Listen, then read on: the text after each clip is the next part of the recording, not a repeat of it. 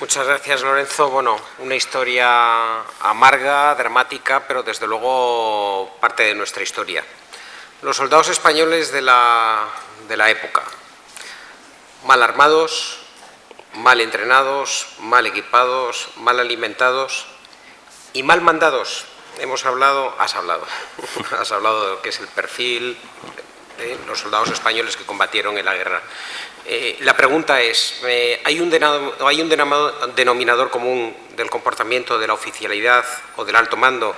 Porque se ha hablado mucho, bueno, que si cuando el desastre era anual, pues una parte de la oficialidad, pues muy importante, no sé si significativa, tal, bueno, pues estaba en Melilla, pues en el casino, que huyen los primeros utilizando los vehículos disponibles, pero luego también, sin duda, hay una parte de la oficialidad, como el Regimiento de Caballería de Alcántara, que bueno, la verdad es que sí que se puede decir que tiene un comportamiento ejemplar, y tú has citado algunos ejemplos en los cuales, bueno, se ponen al frente intentando hacer una retirada ordenada, aunque finalmente acaba en desbandada. ¿Cómo es esa oficialidad? Bueno, digamos que yo me he centrado en los soldados, porque es el tema de la intervención, ¿no? Pero me alegra que me hagas la pregunta, porque yo creo que respecto de lo que son los militares profesionales, la visión que siempre se ha tenido del desastre anual es quizá injusta para con ellos, excesivamente negativa. Hay comportamientos muy negativos entre los oficiales del ejército español en Marruecos, tan negativos como que hubo delincuentes que robaban el dinero de los suministros, el dinero de las alpargatas de los soldados, y no uno ni dos casos, sino unos cuantos, ¿no? También hubo gente que, bueno, pues que se escabullía, ¿eh? Hubo varias unidades en el desastre de anual que no estaban mandadas por su jefe. Es verdad que era verano, era una época de permisos, pero hay que plantearse si un ejército que acaba de avanzar posiciones en un territorio hostil tiene que dar permisos como si estuviera de guarnición en Albacete. Es bastante discutible, ¿no? Sobre todo permisos a los oficiales, mientras los soldados se quedan, ¿no? Es una cosa un poco que choca, ¿no? Pero también hay que decir, y yo creo que esa es una parte del relato que nunca se ha puesto el suficiente hincapié. Yo por eso, pues entre otras cosas, he leído aquí pues el libro de Eduardo Pérez Ortiz, que era teniente coronel, el libro de Fermín Galán, que era capitán. Hay toda una serie de personas que se comportan con dignidad, que arrostran la suerte de sus hombres y que la arrostran también muriendo. El coronel Morales, el comandante Benítez, el comandante Velázquez, en Sidrís, en Igueriben, es decir, muchos hombres mueren al frente de sus soldados, ¿no? Por ejemplo, en Afrau, el jefe de la posición está de vacaciones, pero el segundo jefe, que es un artillero, un teniente de artillería, muere intentando salvar a la gente de una avanzadilla que tenían como infante, fuera lejos de sus cañones, hace una carga de infantería y se lleva el primer tiro, ¿no? Es decir, que hay gente que se comporta dignamente, e incluso preparando esta intervención y repasando textos, uno siempre tiene la idea de que escritores como Sender o como Barea, que están muy ideologizados, ¿no? Sender es, cuando escribe Imán, Sender es anarquista, y Arturo Barea pues es muy próximo a ideas comunistas, ¿no? Pero releyendo sus libros te das cuenta que ellos no silencian el comportamiento de estos oficiales. Incluso hay un momento en el que Arturo Barea, en La forja de un rebelde, habla del aspecto concreto de la mala dirección militar de la campaña. Y entonces él dice que la mala dirección militar de la campaña tenía que ver fundamentalmente con el carácter del comandante en jefe, que era una persona muy imprudente, y el carácter de su camarilla, que aparte de ser personas dóciles a un personaje colérico, también eran personas ignorantes, ¿eh? Entonces, Silvestre se rodeaba de personas que no tenían formación militar adecuada y no hacía caso de sus oficiales de Estado Mayor. Y Arturo Barea habla bien de los oficiales de Estado Mayor. En el Estado Mayor había gente que realmente conocía el oficio y que daba consejos útiles al mando. Otra cosa es que el mando se lo saltara porque tenía un objetivo con el que estaba cegado, ¿no? Una de las razones por la que se dice que se produce la retirada, bueno, la desbandada, es porque las tropas españolas observan cómo las tropas indígenas se pasan al enemigo. Sin embargo, en la novela, tu novela, Uno de los nuestros, pues hay algún policía indígena que termina muriendo junto con los soldados españoles defendiendo la posición. ¿Hay también algún denominador común respecto al comportamiento de las tropas indígenas? Bueno, también es como todo, ¿no? Como todo, cuando profundizas en cualquier historia, todo es un poco más complejo, ¿no? Lo que queda de anual es que los soldados, que eran fundamentalmente de policía indígena en ese momento, que eran gente reclutada entre las propias tribus del lugar, porque los regulares muchas veces eran regulares que venían de otras zonas de Marruecos, con lo que digamos que no tenían ese contacto directo, ¿no? Pero la policía indígena estaba reclutada en las propias tribus que rodeaban Melilla. Lo que queda es que todos desertaron, y no es verdad, desertaron muchos. A otros, incluso que no desertaron, los desarmaron para evitar que desertaran y se perdieron el posible apoyo que hubieran podido dar a la defensa porque no pensaban desertar. Y en Sidi Idris es histórico. El grueso de la unidad de policía indígena que había en Sidi Idris, que era importante, murió con los españoles. Murieron defendiendo la posición. O sea, no traicionaron. Lo que pasa es que eso es excepcional. Tengamos presente que son personas que ven cómo a los españoles los están atacando sus primos, sus parientes, la gente de su tribu. Por eso yo creo que el comportamiento de esos que decidieron morir al lado de los españoles tiene un plus de sacrificio y un plus de, yo diría que de dignidad, ¿no? Porque en el fondo es coherencia, ¿no? Tú puedes decidir alistarte o no en un cuerpo al servicio de la potencia extranjera, pero si lo has hecho, has compartido sus fatigas, pues lo que no tiene sentido es que los abandones, sentido moral, ¿no? En el momento en el que están perdiendo, ¿no? ¿Qué tasa de mortalidad se producía entre los soldados que estaban en campaña y qué tanto por ciento, quizás es una pregunta un poco en detalle, pero qué tanto por ciento eran bajas en combate y luego bajas en enfermedades provocadas por esa mala alimentación que no se hubiese producido en los periodos de vacunación, etcétera? Las cifras yo no conozco que se hayan hecho estadísticas así integrales. Ya digo que los datos son muy malos, ni siquiera anual, que es una gran derrota y que supuestamente eran 3 regimientos que se podía haber hecho perfectamente el censo, pues no hay una lista. Depende mucho del momento y depende mucho del lugar donde estuvieran los soldados, ¿no?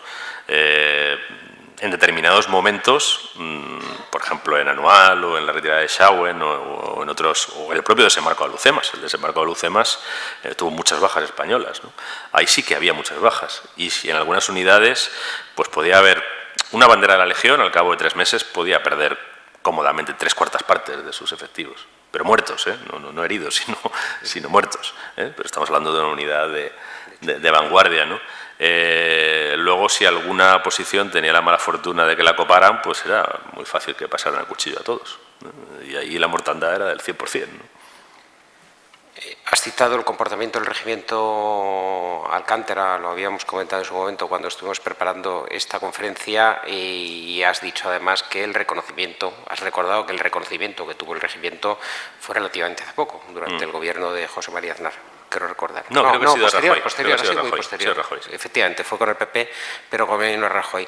¿Por qué se tarda 100 años en darle este reconocimiento? Por no recordar. No, pues esto es una cosa española. Por cierto, a mí me parece muy bien que distingan al regimiento de Alcántara, pero hay como otra idea por ahí que a mí no me parece justa, ¿no? Como que Ceriñola, que era uno de los 2 regimientos, quizá el que puso más hombres en el desastre, pues es un regimiento que digamos se comportó cobardemente, ¿no? Bueno, hubo gente de Ceriñola que salió corriendo, también de posiciones insostenibles muchas veces, pero también hubo gente de Ceriñola que murió en su posición, y eran del mismo regimiento, y fueron tan heroicos como los de Alcántara, incluso más, porque los de Alcántara después de cargar tenían un caballo para salir tarifando, ¿no? Pero el infante se tenía que quedar ahí clavado, ¿no?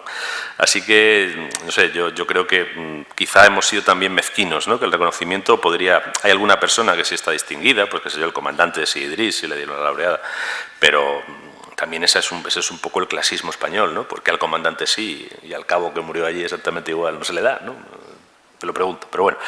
En cuanto al regimiento, lo que pasa es una historia española típica. Se empezó a instruir el expediente de la laureada y en los años 30, no sé a raíz de qué, no sé si con la guerra o antes de la guerra o con la República o con algún cambio de mando en Melilla, pues el expediente se traspapeló. Pura y simplemente. Y un historiador lo encontró traspapelado hace 4 o 5 años y dijo, que aquí se había empezado a instruir un expediente para una oleada para toda esta gente que murió en el campo de batalla. Y bueno, alguien lo recogió y se tramitó pues con 70 y tantos años de retraso. Pero bueno, así somos. Sí, sorprendente en un régimen instaurado por un militar africanista. Sí, bueno, pero pues que esto tampoco parece que le importara especialmente, ¿no? La descripción, nos pregunta uno de los asistentes, la descripción que haces de las actuaciones de la Legión y los moros al inicio de la novela Carta Blanca, que yo mencionaba como una novela dura, nos pregunta si fueron, como las cuentas, tan terroríficas o has puesto algo de tu inventiva. Porque yo me imagino, no he leído la novela del capitán de la Legión, pero me imagino que él, además de recordar o de recrear las cosas que hacían los moros a los españoles, y además hay fotos, recuerda lo que hacían también los legionarios a los moros. Pues vamos a ver, hay que poner en el contexto esa novela. Estamos hablando de justo después del desastre. Estamos hablando de soldados que están reconquistando palmo a palmo terreno, y en cada palmo de terreno que reconquistan se encuentran un cadáver de un español martirizado, mutilado, seccionado, reventado, humillado de todas las formas posibles, ¿no? Lo que hubo fue una venganza, y fue una venganza en toda regla. Y yo no me invento nada. A mí hay gente que incluso por esa novela me ha acusado de calumniar a la Legión. Digo, pero ¿y esto por qué? ¿No? Porque esto se lo está inventando usted para denigrar. Digo, mire, las fuentes en las que me baso son, entre otras, un libro de un señor que se llama Francisco Franco Bahamonde y que se llama Diario de una bandera, y que cuenta cómo a los legionarios se les daba suelta para que se vengaran con la población rifeña. Lo cuenta tal cual, sin ningún tipo de... Desde luego la oficialidad no hace nada para impedirlo, ¿no? Y la venganza llegó más allá que los soldados, que yo a fin de cuentas la venganza de los soldados que están viendo a sus compañeros triturados, pues me parece casi que hasta tiene una excusa, ¿no? Incluso hasta penalmente tendría una excusa, ¿no? Siendo crímenes de guerra como son. Y me dice, ¿y exageras? No, yo incluso diría que hay algo que yo me contengo en la novela y que no estoy seguro que no pasará en la realidad. Que es que en mi novela hay una violencia terrible contra hombres y contra mujeres, pero los niños lo respetan. No estoy seguro de que se respetan a los niños. No estoy seguro. De hecho, algún testimonio hay de algunos legionarios que entran en un poblado, aparece un niño, lo agarran del pejuezo y lo estampan contra la pared. Pues no son testimonios que tampoco son documentales ni judiciales, pero hay testimonios de eso, ¿no? Pero digo que a mí esa crueldad o esa... bueno, la puedo entender justificada porque es gente que además está arriesgando su vida, ¿no? Es como aquel marine de Faluya que en medio de la batalla, después de que le hicieran 3 emboscadas y cayera la mitad de su pelotón, pilló a un insurgente iraquí y lo abrasó en el suelo, ¿no? Claro, es muy fácil juzgar eso sin haber tenido que tomar tú ese barrio y haber visto caer a los de tu pelotón, ¿no? Yo aplicaría ahí alguna atenuante, no deja de ser un crimen de guerra, pero creo que aplicaría alguna atenuante. Ahora, ¿qué atenuante le aplicamos al general Berenguer que decide gasear a los rifeños? Utilizar armas prohibidas por las convenciones internacionales. Si el general Berenguer estuviera vivo hoy, estaría sentado ante el Tribunal de La Haya como criminal de guerra, porque son delitos imprescriptibles, además. Los crímenes contra la humanidad, eso es un crimen contra la humanidad. Tirar gases en 1922 era un crimen contra la humanidad, y lo hacen. También es verdad, tenía aquí otro testimonio que no me ha dado tiempo a leer. Uno de los que tira los gases es un aviador, que luego acaba siendo el jefe de la aviación republicana, Ignacio Hidalgo de Cisneros. Y lo que cuenta es que, aunque España compró una parte importante de los stocks que había en los arsenales de los aliados, de armas que ya eran prohibidas y que no podían utilizar, por tanto, pues las compró España, sobre todo bombas grandes de aviación, pues cuenta, luego al final los españoles siempre hacemos las cosas un poco a la española, ¿no? Y tiene gracia, lo voy a leer, pues muy cortito, ¿no? No sé si la hiperita, que es como se llama el gas mostaza, que era el que tiraban, hizo algún daño en el campo enemigo. Llevábamos tiradas unas 60 bombas y por los resultados que veíamos desde el aire pensábamos que no habían hecho nada, pues siempre encontrábamos en los sitios bombardeados el día anterior a la gente tan tranquila. Parecía que los moros hacían gárgaras con la hiperita. empezó a crearse en el aeródromo un ambiente tal de broma que cada vez que nos veían preparados para salir con el Goliat, un avión muy grande con el que bombardeaban, llovían las ingeniosidades. Nos recomendaban que tirásemos botellas de gaseosa, con las cuales por lo menos se pondrían malos del estómago. La gaseosa en Melilla era verdadero veneno. Esta alegría continuó hasta que un día se rompió en el aeródromo una de las bombas que hizo más de 20 bajas entre los españoles sin haber llegado a estallar. Algunos tenían quemaduras atroces. Entre los heridos el capitán Planell, que era el jefe de la guerra química. La explicación de por qué en el campo enemigo la hiperita no produjo daños fue la poca concentración, pues la contenida en las 4 o 6 bombas que como máximo se tiraban en cada bombardeo se volatilizaba con la explosión y la cantidad que caía en el terreno era tan pequeña que no producía ningún efecto. En el año 25 hablé con un moro que había presenciado varios bombardeos con hiperita. Me confirmó que no hacían daño. Debíamos de haber tirado las 100 bombas de que disponíamos sobre una posición y hubiésemos obtenido los mismos resultados que se obtuvieron en Ypres, donde la hiperita corría en arroyos por las calles. Bueno, no salió bien, pero era un crimen de guerra, ¿eh? Y lo decidió un señor que estaba en un despacho tranquilamente, que no estaba en el campo de batalla recogiendo cadáveres. Dos últimas preguntas. La primera de ellas es un resumen de varias que hay, ¿no? Has introducido un elemento, siempre se ha hablado, bueno, pues además tú lo mencionaste al principio, ¿no? Que la aventura española en África, tanto la del siglo XIX, Barranco del Lobo, como la del siglo XX,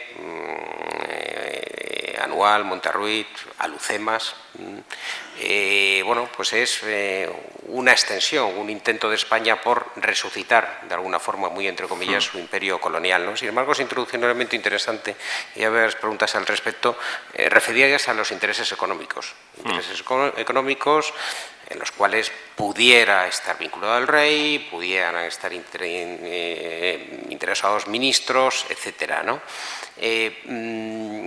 ¿Qué papel pueden llegar a jugar estos intereses económicos? Porque podían tener podían suponer tanta riqueza, tanta importancia, minas de fosfatos, etcétera, en la zona. Esto lo ha teorizado y lo ha estudiado y lo ha analizado una historiadora española, es María Rosa de Madariaga, lo único que hago es chupar rueda de su trabajo, ¿no?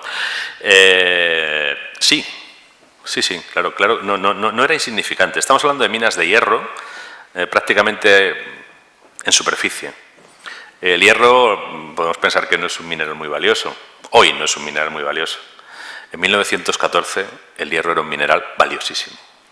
Había tal demanda de hierro, y además un hierro que estaba al lado de Europa, el hierro del Rif se vendió a expuertas a todas las potencias de la Primera Guerra Mundial y al precio que pidieras por él, porque todas necesitaban el hierro. Es curioso que muchos de los fusiles de la Primera Guerra Mundial estaban fabricados con hierro rifeño y muchos de esos fusiles luego volvieron al Rif, porque incluso algunos de ellos se los vendieron traficantes de armas a los rifeños, ¿no? Y desde luego era un gran negocio. Y de la implicación real no hay ninguna duda. No hay ninguna duda. Estas minas las descubrieron dos, uno se llamaba Clemente Fernández y otro se llamaba Macpherson. Eran pues dos hombres de negocios que se metieron en el Rif, vieron las minas, encontraron la oportunidad, consiguieron la concesión. Entonces, además, la zona donde estaban las minas no estaba ni siquiera bajo la autoridad del sultán, estaba bajo la autoridad del pretendiente este que durante un tiempo gobernó la región, y consiguieron la concesión. Y cuando habían conseguido la concesión, pues fue a verles un emisario del conde de Romanones, que el conde de Romanones, entre otras cosas, era el testaferro económico del rey, y le dijo que, bueno, que muy bien, que las minas las podían explotar siempre y cuando la parte del león del accionariado la cedieran, y la tuvieron que ceder. Y luego hay una cosa curiosa, ¿no? Que es que Alfonso XIII viaja muchas veces a Melilla. Viaja demasiadas veces a Melilla, él tampoco se mueve tanto y ir allí es un poco marrón y va al menos 4 veces, ¿eh? Hay alguna visita que parece como que está yendo a ver cómo va el negocio, ¿no? Porque no es tan normal, ¿no?, ir tantas veces a Melilla. Es normal que vaya pues cuando después del desembarco de Alucemas, es normal un poco que vaya en esas, pero va antes, a medida que va viendo operaciones él va a Melilla con cierta, digamos, regularidad, ¿eh? Y bueno, pues ya sabemos que es que la codicia personal es un motor muy importante, ¿no? Y yo creo que eso claramente pesaba, incluso pesa en el plan de campaña. Lo primero que se asegura es el territorio de las minas, y se asegura muy rápido, ¿eh? Se asegura muy rápido el territorio de las minas, incluso antes del protectorado se asegura el territorio de las minas. Última cuestión, y esta, hacemos un viaje de 100 años y nos encontramos en el día de hoy. Tú has estado recientemente en Afganistán, compartiendo la vida y los días con los soldados españoles que están destinados allí. Has escrito recientemente con Luis Miguel de Francisco un libro sobre la experiencia de los soldados españoles en Irak. No te voy a decir que si queda algo del ejército español de Marruecos en el de hoy, porque por supuesto que no, comenzando por los españoles, por los propios soldados que miden 30 centímetros más, están mucho mejor alimentados. Eso es malo en la trinchera, es el alto, malo en la pero trinchera, bueno. Cuando tiene fuego de costado, sí, ¿no? como dice. Pero ¿cómo ves, por esta experiencia, por estas visitas, lo que es el ejército español hoy en día? La profesionalidad de sus mandos, de la tropa profesional. Bueno, no se puede comparar, ¿no? Estamos a años luz. Estamos a años luz porque, entre otras cosas, ahora hablamos de un ejército profesional, hablamos de un ejército experimentado. Por ejemplo, cuando uno habla de Afganistán, en Afganistán los soldados españoles llevan 14 años. 14 años, que es el doble de lo que duró la Segunda Guerra Mundial. O sea, 14 años son muchos años para aprender lecciones. Al principio las cosas no estaban tan bien, y al principio, pues bueno, en Afganistán ha caído bastante gente y alguna gente, pues a lo mejor, y sobre todo las condiciones de vida al principio no eran las de ahora, o sea que digamos que ahora mismo en Afganistán pues se ve que hay no solo un ejército profesional, sino que tiene ya un bagaje de experiencia, ¿no? Y cualquier cosa que haces, bueno, aquello la verdad es que está bastante encapsulado, ¿no? Porque Afganistán, no nos engañemos, está cogido con alfileres, Por eso Obama va a dar permiso a los combatientes, a los soldados americanos, para que se metan en combate otra vez, porque Afganistán está cogido con alfileres, ¿no? Y entonces tampoco digamos que tienes como un gran margen de maniobra, pero yo conseguí salir en un convoy de la base, y claro, te das cuenta en la preparación que tiene el convoy, que está la experiencia de muchos convoyes, y hice unas cuantas emboscadas. Y está en el material que utilizas, los protocolos de comunicaciones, todo eso claramente está probado porque ha habido experiencias y porque se ha aprendido, bueno, pues lo que más enseña son los errores y son los reveses, ¿no? Y bueno, yo creo que ahí hay un cambio muy relevante, ¿no? No voy a decir que haya desaparecido todo, ¿no? O hayan desaparecido todos los defectos, o todos los vicios, o todos los... a veces, pero incluso errores que no son privativos de los españoles, ¿no? Entonces son errores de los occidentales. Los occidentales tendemos a simplificar otras culturas y otras sociedades, tendemos a subestimarlas sistemáticamente y tendemos a esquematizarlas. Y bueno, algo de eso siempre hay en todo este tipo de misiones, ¿no? Y bueno, Afganistán es un país muy atrasado, es un país que en muchos aspectos está en el medievo, ¿no? Pero los talibanes son gente muy determinada a pelear, y a buscar las vueltas. Y bueno, pues ha habido algún disgusto que a lo mejor tiene que ver con no haber apreciado bien. Y también incluso, a mí recuerdo, me dijo una vez un general español, no hace mucho tiempo, me enseñó una foto de Afganistán de algo que hoy no existe, que eran esas posiciones avanzadas que estaban en mitad en lo que era la ruta Litium, no me acuerdo ahora mismo el nombre de la región. Bueno, pues como unas posiciones avanzadas, pero que las hostigaban permanentemente, ¿no? Y entonces me decía, mira, bloqueados. La única diferencia es que ahora podemos mandar un helicóptero cuando los atacan, ¿no? Porque es una diferencia no desdeñable, ¿no? Pero en el fondo, pues entras en una sociedad de la que no te puedes hacer cargo y acabas repitiendo estrategias que, no sé yo, son estrategias de pasar el tiempo, ¿no? Esos bloqueados no van a cambiar ninguna. Hay una película danesa que yo le recomiendo a todo el mundo que quiera saber sobre Afganistán. Creo que la mejor película que se ha hecho sobre Afganistán es un documental danés que se llama además Armadillo, que es como se llama una base danesa metida en un territorio afgano muy hostil. Y Armadillo, el propio nombre lo dice, ¿no? Es una fortificación.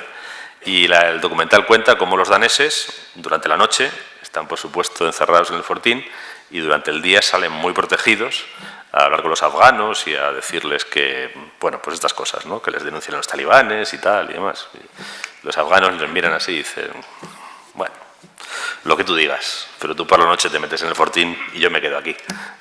Y yo creo que ese error lo seguimos cometiendo. Pero bueno, no solo nosotros, ese no es solo nuestro. Bueno, ha sido un viaje duro, pero yo creo que al mismo tiempo apasionante, tal y como era muy previsible, y confío en que todos ustedes hayan disfrutado lo mismo que yo. Gracias por haber venido y buenas noches. Muchas gracias.